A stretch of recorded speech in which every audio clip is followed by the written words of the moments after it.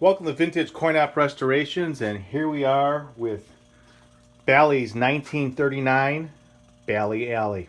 If you've been following our videos, it's been a while since we published anything from the first one that when we took this machine, but it's been a long time and it has pretty much driven us crazy over here.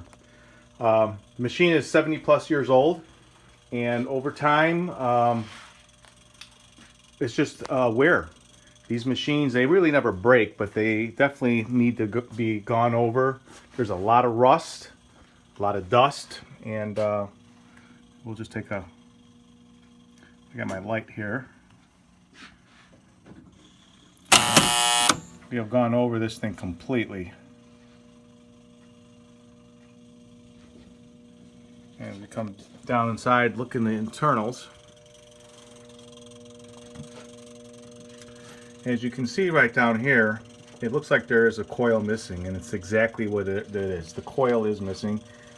We had to finally replace it. We played around with it.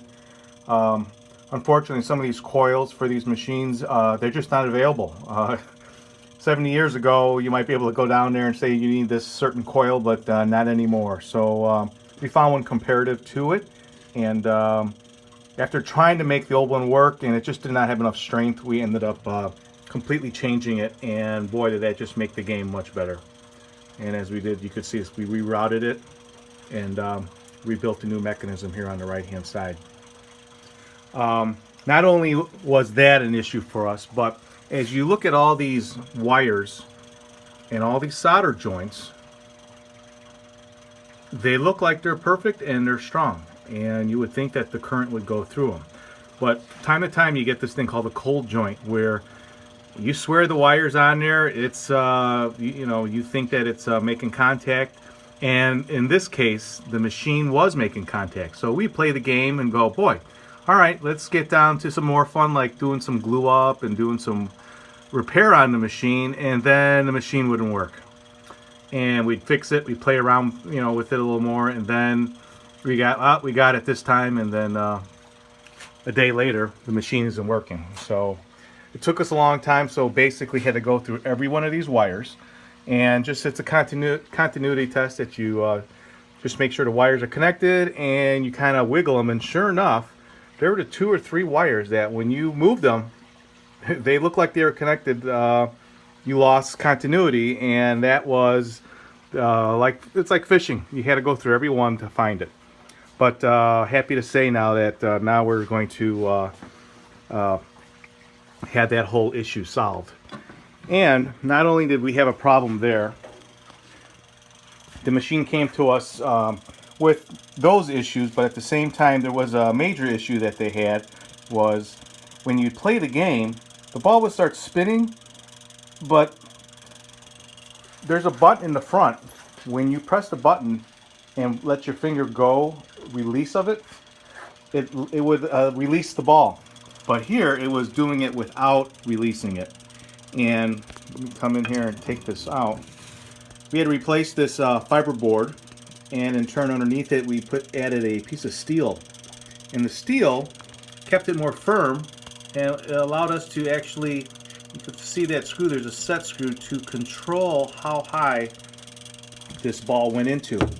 And this ball, it sits in a cone on this motor.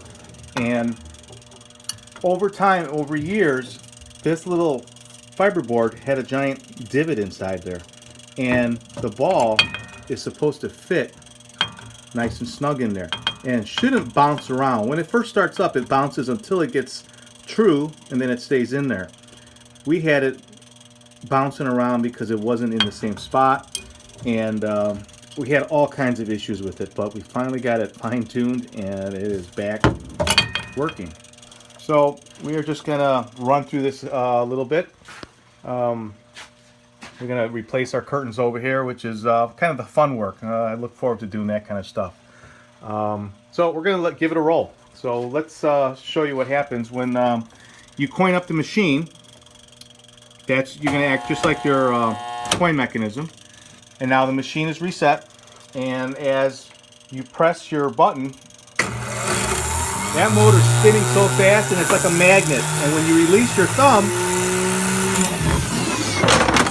that ball comes out spinning like a rocket. And it won't come out until you let go of the button.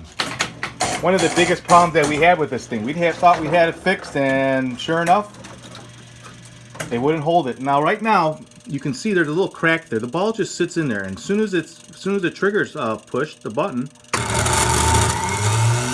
the magnet with the coil right behind it is what actually hits it and brings it in, and here we go. You can hear that ball spinning.